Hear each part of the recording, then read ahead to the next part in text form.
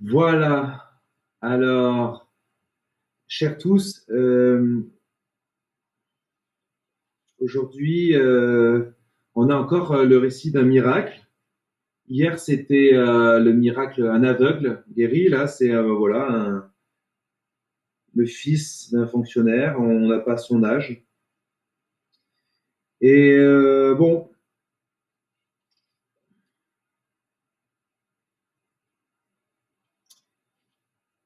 ces miracles, en fait, dès qu'il y a des récits de miracles dans l'Évangile,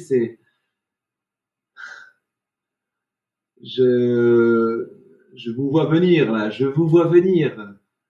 Il y a un miracle et on pourrait se dire, bah alors pourquoi il n'a pas fait tel miracle pour, je sais pas moi, ma tante malade de tel cancer ou je sais pas quoi.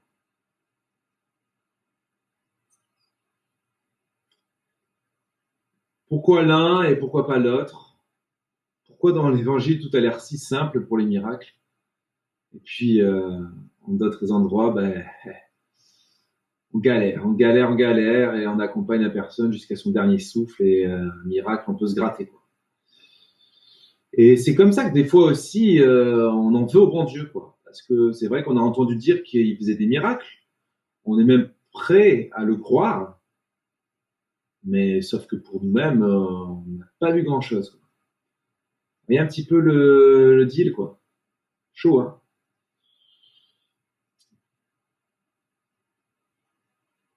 Alors, par rapport à ce questionnement, si vous me permettez, parce que c'est un questionnement qui m'a énormément habité, pour certains qui me connaissent, et, ça m'arrive d'en témoigner, de 18 ans à 26 ans, malgré une conversion à 9 ans, de 18 ans à 26 ans, j'étais vraiment dans la nuit de la foi, je ne croyais plus en grand-chose, j'avais du mal. Et donc, je me suis beaucoup posé ces questions-là, quoi. Je me disais, mais Dieu, pourquoi tu guéris un tel, pas l'autre Je me souviens, il y avait une période aussi où ma belle-sœur était malade.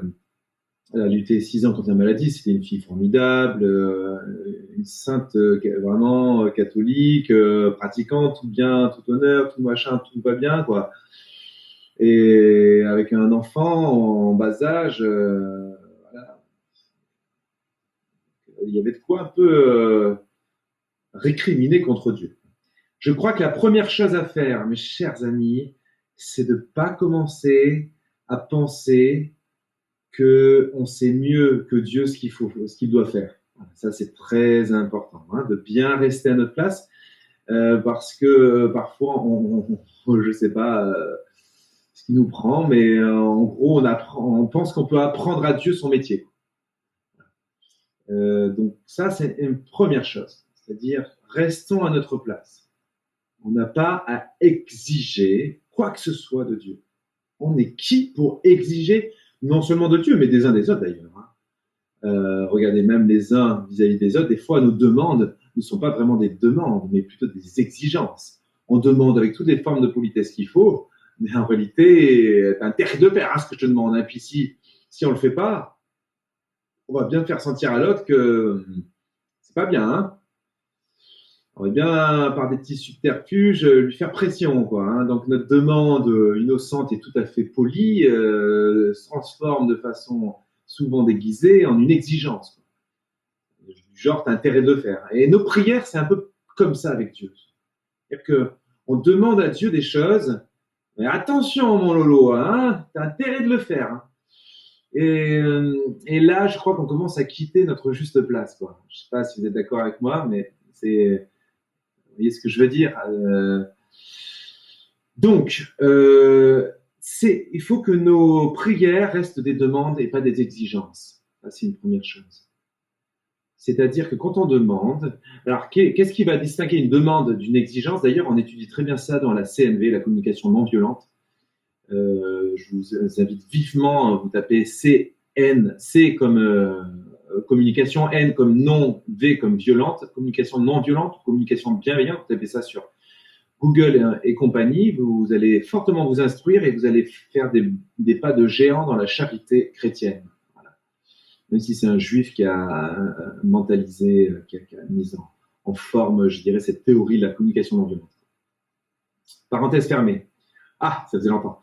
Et donc, la communication,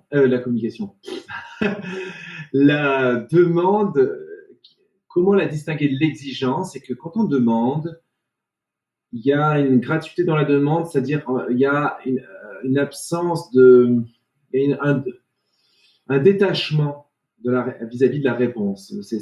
Voilà, je te demande, Seigneur, telle chose, cependant pas ma volonté mais la tienne. Et la juste prière, la sainte et la grandiose prière, c'est celle de Jésus à Gethsémani, qui demande au Père, éloigne de moi cette coupe, vous voyez. Cette coupe, symboliquement, c'est la coupe où on recueillait le sang des sacrifices, des sacrifices d'animaux dans l'ancien temps. Donc la coupe, ça désigne voilà le fruit du sacrifice. Donc éloigne, donc c'est le sang, c'est la souffrance. Père, éloigne de moi cette coupe. Cependant pas ma volonté, mais la tienne. Ou la Vierge Marie, elle ne sait pas comment cela se fera-t-il. Je suis la servante du Seigneur. Qu'il me soit fait selon ta parole. C'est ça la vraie prière, mes amis. C'est ça la vraie prière. La prière, c'est une espèce de demande. Et d'ailleurs, ça serait bien d'être comme ça, pas seulement avec Dieu, mais les uns avec les autres, de savoir aussi se demander des choses, mais avec ce détachement que bon, l'autre est libre. Il est avec sa liberté. Je suis avec ma liberté de demander, mais il est avec sa liberté de répondre ou pas à ma demande. Voilà, c'est mystérieux, c'est parfois très frustrant. Voilà. En tout cas, avec Dieu, on peut demander des miracles, on peut demander des choses, des guérisons, tout ça. Mais faisons-le avec un cœur humble, c'est-à-dire qui reste à sa place, qui accueille. Alors, c'est pas évident parce qu'en même temps, il faut pas demander du bout des lèvres. Quoi. Avec Dieu, pas besoin de mettre l'effort, pas besoin de dire s'il te plaît, est-ce que tu pourrais, non, mais parce que voilà, enfin, comment te dire, voilà, c'est bon, avec Dieu, tu peux y aller cash et tu peux y aller même avec insistance. Tu peux y aller avec tout ton cœur. Tu dis, Seigneur, je te supplie. Seigneur, je sais que tu as sauvé le fils du fonctionnaire royal. Je sais que tu as sauvé l'aveugle de Siloé. Voilà, vous lui citez des exemples, vous lui mettez des exemples. Et on peut commercer un peu avec Dieu. Donc, on peut faire une prière insistante, c'est-à-dire une prière non pas qui va obliger, qui va être une exigence, c'est-à-dire que je vais faire la gueule à Dieu s'il ne m'exauce pas, mais une prière qui vient du cœur, des tripes, où vraiment on prie avec foi que le Seigneur, s'il veut, il va nous exaucer. En fait, c'est ça. La prière, il faut qu'on prie avec cette conviction que Dieu va nous exaucer s'il le veut. Il peut le faire. Il faut vraiment cultiver cette prière-là avec foi. C'est quand on cultive cette prière avec foi, oui, les miracles existent encore aujourd'hui. Et c'est pas un truc du passé qu'on vient de lire dans un vieux bouquin poussiéreux, d'accord? C'est vraiment un truc encore qui existe. Des miracles, ça existe. Vous avez le droit, c'est légitime de demander des miracles, d'intercéder. D'ailleurs, ce soir, après la messe, parce que ça m'a été vivement demandé, je vais me lancer dans un petit topo sur la prière du chapelet. Et je vous raconterai des choses au sujet de ce fameux chapelet. Et je peux vous dire, je vous souhaite, si vous n'êtes pas trop fatigué, de poursuivre juste après, là, vers 22h30, ce petit topo sur le chapelet, parce que vraiment, je vais vous raconter justement des miracles d'aujourd'hui, rien que grâce rien que à ce vulgaire petit chapelet. Ce chapelet. Le chapelet, c'est quoi? Rien que grâce à ce chapelet, il se passe des miracles encore aujourd'hui. Moi, j'en vois régulièrement des signes très forts. Okay, non, n'imaginez pas que c'est un truc d'il y a 2000 ans. Okay, les miracles existent encore, mais effectivement, c'est pas le fonctionnement courant. Je crois que Dieu ne nous entretient pas dans un rapport peut-être un peu magique, qui risquerait. Bon, je suis désolé, vraiment, il va pas tenir mon téléphone. Non, mais pour que vous le sachiez sur YouTube, en fait, il faut savoir que le téléphone d'Insta, là, Bon, ça va. Je vais leur donner le tour numéro. Remarque, ça vous réveille un peu comme ça, si jamais vous endormez. Les gens d'un stage, je vous préviens, ils sont comme ça. Euh, oui, qu'est-ce qu'on disait? Donc les miracles existent encore aujourd'hui. Il faut vraiment cultiver cette foi. En fait, s'il y a peu de miracles aujourd'hui, c'est parce qu'on manque de foi. C'est pas parce que Dieu n'agit plus. Dieu ne boude pas son peuple. Je vous assure que si on se mettait à la prière avec beaucoup plus d'ardeur, regardez par exemple, ces derniers soirs, je dois vous avouer, tout le monde ne le sait pas parce que les gens qui viennent à la messe viennent pas forcément sur les directs d'après, mais les directs qu'on fait, tous les after-mess, on va appeler ça comme ça fait plusieurs soirs qu'on prie, parfois jusqu'à 2 heures du matin, et je peux vous dire qu'il s'est passé des formes de miracles, c'est-à-dire des libérations, des gens qui ont été complètement bouleversés parce qu'on priait ensemble et qu'on prie avec le cœur, avec le cœur, avec le cœur, vous voyez ça? Prier avec le cœur. Je ne me lasserai jamais de répéter ça parce que vraiment, c'est notre grande maladie chez les catholiques. C'est que on s'est parfois enroutiné, ça existe ce mot, enroutiné, on s'est enroutiné dans dans des rites. Et j'ai rien contre les rites, vous observerez très bien que j'essaie de les respecter à la lettre. Donc j'ai aucun problème avec les rites.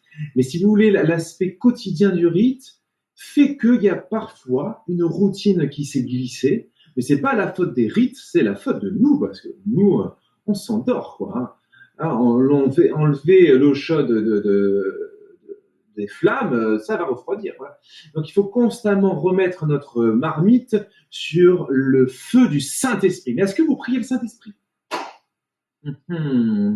Petit devoir de vacances. Ah pardon, on n'est pas en vacances. Mais bref, petite réflexion. Est-ce que vous priez l'Esprit Saint? Combien de fois? Ma question est la suivante. Combien de fois vous priez l'Esprit Saint dans la journée? Allez, on va être sympa. On va être de 0 à 10. Sur une échelle de 0 à 10. Où en êtes-vous de la prière à l'Esprit Saint? L'Esprit Saint, on le représente parfois par une flamme, Vous comprenez ça, une flamme? Une flamme, ça brûle. Oui, le feu, ça brûle. Je vous apprends plein de choses pendant les homélies, c'est incroyable. Et donc, notre vie spirituelle, elle n'est pas assez brûlante. C'est aussi une des raisons pour laquelle il y a si peu de miracles dans nos églises, alors qu'il y en a des tonnes dans les lieux où la Sainte Vierge est apparue. Et c'est pas seulement parce que la Sainte Vierge est apparue, c'est parce que là où elle est apparue, les gens accourent avec ferveur et avec foi. Ça réveille la foi. Même où des endroits où elle est apparue il y a 1000 ans, quoi. Donc, voilà, c'est qu'avons-nous fait de notre foi? C'est ça la vraie question.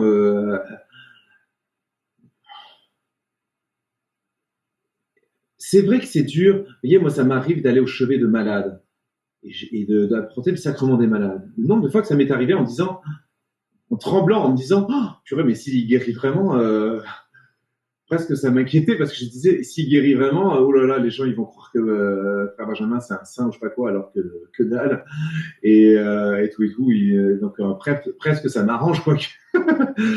Bon, ça c'est le point de vue du prêtre qui est complètement dans la peur, dans le manque de foi. Mais habituellement, j'essaie de dépasser ce sentiment en me disant, bah, je m'attends à tout moment, moi, qu'il y ait des guérisons. Honnêtement, ma foi doit être encore trop tiède parce que de fait, j'ai encore très peu connu quelque chose de l'ordre de la guérison. Alors de l'ordre de la guérison de cœur, de libération, j'en ai été témoin de beaucoup. Mais de guérison physique à travers ma pauvre personne, pas encore. Mais allez savoir, mais ma foi est en train de grandir, comme la vôtre. Et si j'ose parler de moi, même si c'est quand même pas le lieu d'obéir de parler de soi, mais si je me permets de le faire, c'est pour que vous puissiez vous identifier, que vous aussi vous dites, et moi, et ouais, est-ce que j'ose demander avec foi une guérison? Allez quoi, allez-y, avec foi, vous faites une neuvaine pour quelque chose, bam, vous mettez en branle des choses et allez savoir, oui, faites tout comme si vous allez être exaucé. C'est ça la foi. Et si vous n'êtes pas exaucé, oh, accueillez ça avec une sainte indifférence. Voilà. Moi, je crois que c'est ça l'attitude du priant. C'est ça un peu le renouvellement dans la prière qu'on est appelé à avoir, c'est-à-dire Moi, j'aimerais que cette épreuve-là du Corona et compagnie nous offre l'opportunité d'être vraiment d'être renouvelé dans notre âme, que notre âme soit dépoussiérée. Mais là, quand je dis poussière, je suis sympa encore, hein, parce que la poussière, on souffle et ça s'envole.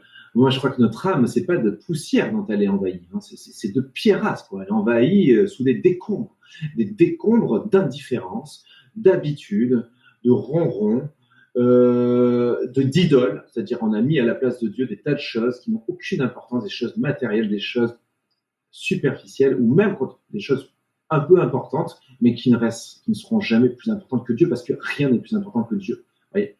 Donc je pense que cette période, elle doit nous conduire à remettre Dieu au centre de notre vie, que ce soit l'axe central autour duquel gravite toute notre vie.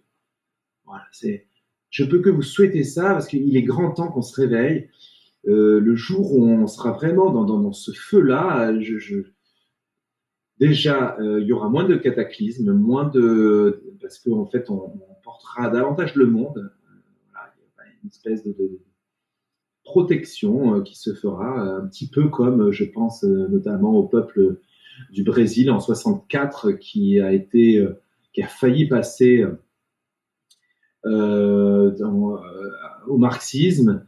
Et tout était bien huilé, tout devait se faire, c'était couru d'avance, c'était évident, voilà, il y allait avoir un gouvernement marxiste.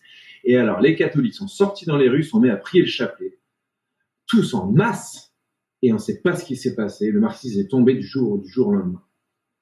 Comme ça. Incroyable. C'est un véritable miracle, ou comme la bataille de l'Épante, ou comme ou bien d'autres circonstances où les gens se sont mobilisés. Et dans l'épreuve, c'est malheureux d'en arriver là, mais tant pis, on y reste. Dans l'épreuve, les gens se réveillent et à ce moment-là, ils commencent à prier avec le cœur. Il faut qu'il y ait une épreuve pour qu'on se remette à prier avec le cœur. C'est quand même dommage, hein. Je ne sais pas ce que vous en pensez.